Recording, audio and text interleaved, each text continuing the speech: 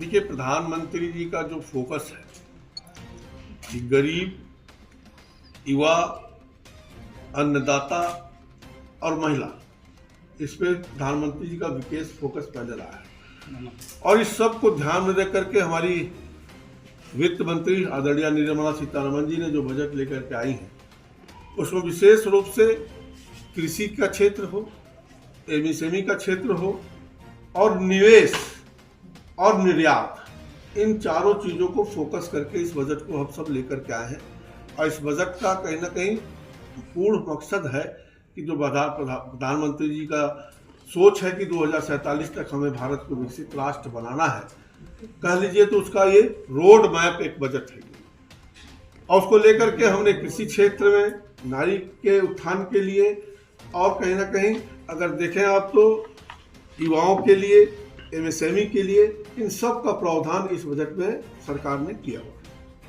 Tax slab में भारी भरकम छूट दी गई है, इसका क्या उद्देश्य? मध्यम वर्ग के ऊपर कहीं ना कहीं बहुत लोड पड़ता जा रहा था और मध्यम वर्ग के उत्थान के लिए अगर आप देखें तो 12 लाख रुपए तक, पहले जो 7 लाख तक का टैक्स स्लैब में छूट था, अब उसको बढ़ा करके 12 लाख किया गया है।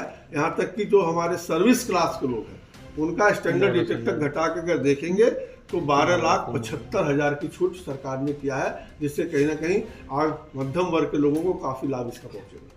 महंगाई को लेकर विपक्ष का हमला है, इस पे क्या है? अगर आप महंगाई का जहां तक बात करेंगे तो 4 से 14 तक उठाकर देखें तो महंगाई कांग्रेस के जमाने में हमेशा डबल डिजिट में रही है, 8 से लेकर 10% तक महंगाई दर रही है। और अगर 14 से आप अगर 24 तक उठाकर देखेंगे तो बीच में एक कोविड का काल आया था जब एक मरतबा हमारी महंगाई दर 8 पहुंच गई थी।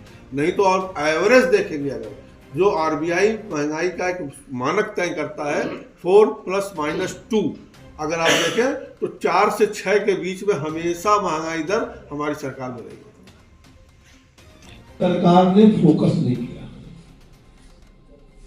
मैं यहाँ कार्यकर्ता लोग हैं, मैं खुल के बात करना चाह रहा हूँ कि आप देखें तो हमारे वहाँ इंपोर्ट होता है तेल, इंपोर्ट होता है दाल, इंपोर्ट होता है खाने वाला तेल, ऐसी तमाम चीजें हैं जो इंपोर्ट होती हैं, लेकिन हम उसको कैसे उससे उभरे हैं, इस पे किसी सरकार ने कभी कोई प्रयास नहीं किया कि हमारे घर में मान लीजिए कमी है, इस कमी को कैसे दूर करें, इसकी चिंता करनी पड़ेगी ना कि भविष्य में कमी ना रह जाए, थोड़ा कमी में कमी आ जाए।